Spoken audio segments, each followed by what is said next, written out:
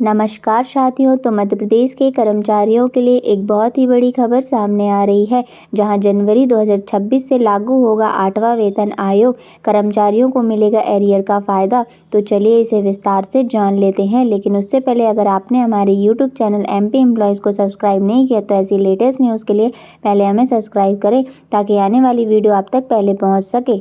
केंद्र सरकार के कर्मचारी के लिए अच्छी और राहत भरी खबर है। जॉइंट कंसल्टेटिव मशीनरी यानी कि जेसीएम के लीडर द्वारा साफ कहा गया है कि 8वां वेतन आयोग की घोषणा में भले ही कुछ देरी देखने को मिल सकती है, लेकिन 8वां वेतन आयोग जनवरी 2026 से लागू होने चाहिए। साथ ही हर वेतन आयोग का लाभ तय समय से ही दिया जाता था। इसके बाद कर्मचारियों को पिछली बकाया राशि को एरियर के तौर पर दिया जाना चाहिए। 8वां वेतन आयोग की सूचना सरकार थोड़ी देर से जारी भले ही करे, लेकिन सैलरी बढ़ोतरी और भत्तों का असर 1 जनवरी 2026 से ही मिलेगा। जानकारी के लिए बता दें, इससे केंद्र सरकार के लगभग 50 लाख कर्मचारी और उनके साथ साथ लाखों के पेंशन भोगियों को सीधा लाभ मिलेगा।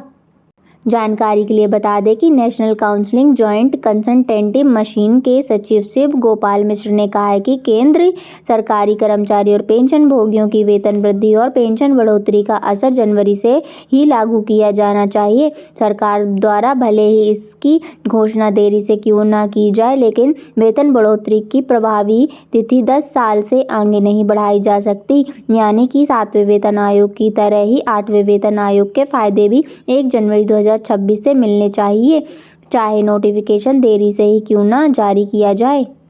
अखिल भारतीय रेलवे कर्मचारी महासंघ के महासचिव द्वारा इस प्रक्रिया में समय लगने की संभावना व्यक्त की गई है।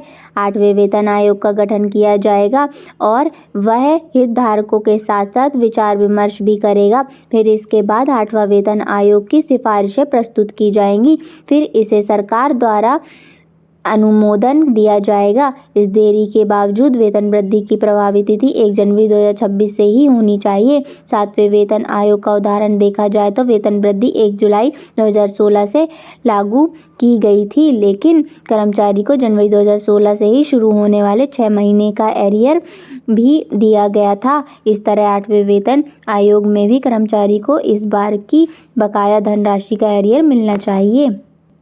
जैसा कि मीडिया रिपोर्ट और अन्य स्रोतों में से प्राप्त जानकारी के अनुसार संभावना व्यक्त की जा रही है कि 8वें वेतन आयोग 2026 से लागू होने की संभावना है। मुद्रास्फीति दर से 6 से 7% रहने का अनुमान लगाया जा रहा है।